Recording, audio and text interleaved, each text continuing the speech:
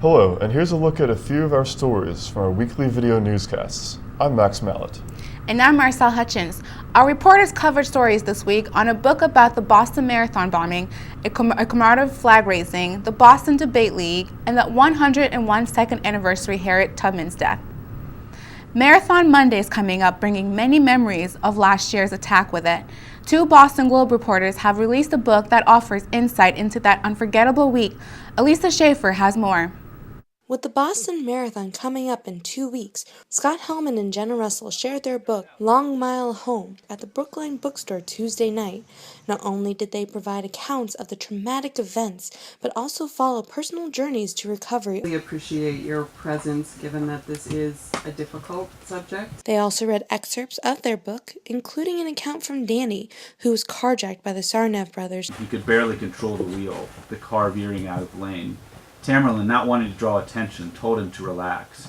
Drive like nothing happened, he told him in a calming voice. Play it cool. Danny's heart was pounding. Just don't kill me, he thought. Don't hurt me.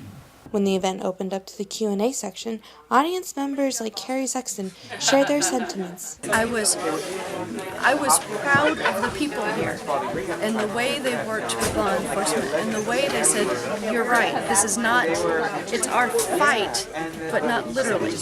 Michaela Tierney even missed her birthday because of the citywide lockdown. I was woken up at about 5:30 by my roommate who walked in and said two things. First, happy birthday, and second, sorry to break the bad news, but we're on lockdown and you can't leave and you can't go to work today. Hellman thinks this year's marathon will bring a mixed bag of emotions. I think there's a lot of apprehension. I think there's also a lot of excitement, and I think people are really, particularly the running community, they really want to reclaim the race. So you have a real sense of taking it back, right, and restoring it to what it was. 36,000 runners have registered, about 10,000 more than last year's marathon, according to the Boston Athletic Association. For Emerson College, I'm Elisa Schaefer. Boston has spent more than a week mourning the loss of its fallen firefighters. Lieutenant Ed Walsh and firefighter Michael Kennedy were laid to rest Wednesday and Thursday. The week of mourning began with a ceremony at City Hall Plaza last Friday, where Bostonians came out to pay their respects. Here's Alicia Rush with that story. A moment of silence at City Hall Plaza brought Bostonians together to honor two fallen firefighters. Michael Kennedy and Lieutenant Edward Walsh died Wednesday battling a fire on Beacon Street in Boston's Back Bay. During the ceremony, the firefighters' flag was raised, and although the moment was somber, there was still a sense of hope. When someone is lost, you should rejoice because they're going to a better place. In a sad time, you should try to find some happiness.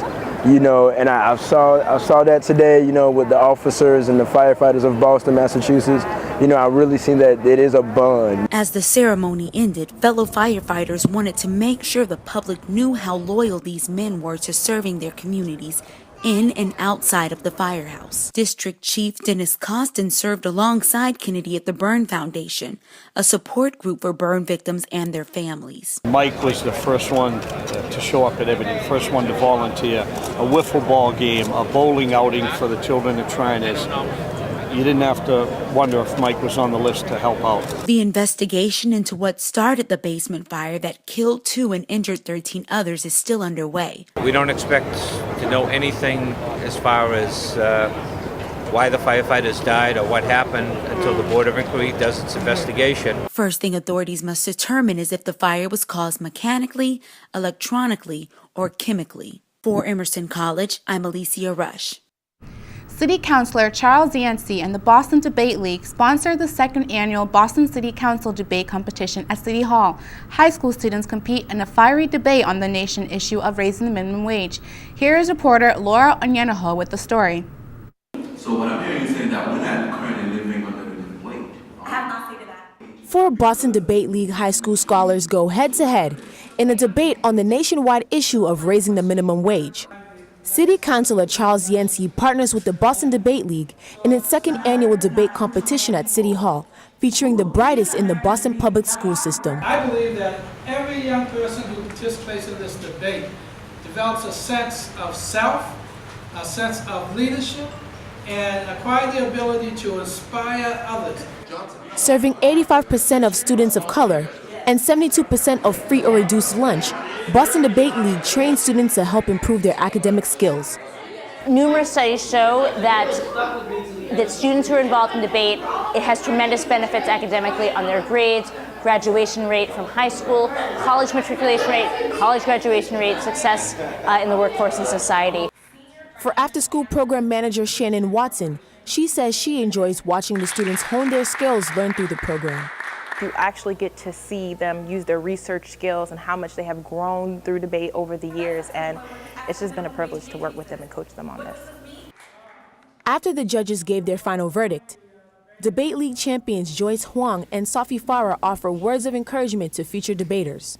Don't ever be scared to debate, because even though it can be intense, it's actually a good sense of intense, and after the debate round's over, you're all friends, so there's no reason to be afraid. Debate is when you try something new and you get good at it, it builds your confidence, it builds like who you are, your character, and how you are like as a winner, how you are as a loser.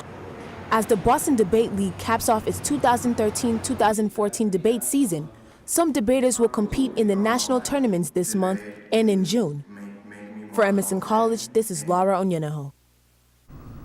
The United South End Settlements invited people to celebrate Harriet Tubman Day on March 29th at the Harriet Tubman House.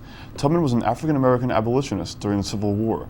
The Platinum Singers and Boston Children's Chorus performed to honor her achievements and those of Community Achievements Award winner Daryl Settles. Ji-Hong Lee reports. The Song of the Chorus Platinum Singers opens the celebration of the Harriet Tubman Day. Some singers of the chorus are also members of the United South End Settlement, the site for the day's celebration. Kevin Hefner is its president. He says it has been the third year to celebrate Harriet Tubman Day, and it's important to keep the tradition. We create an opportunity for intergenerational exchange, because as we think about heroines like Harriet Tubman, we have to make sure that we pass these stories on. The Boston Children's Chorus also joins the concert.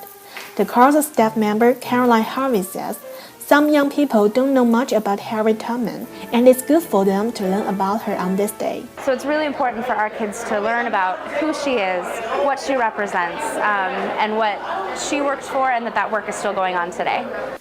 The two choruses perform one song together and chill with the audience during the concert. Children say it's fun to cooperate with seniors. I connect a lot to them in certain ways, and they have teachings that like how they see the environment around them, how things are changing in the society.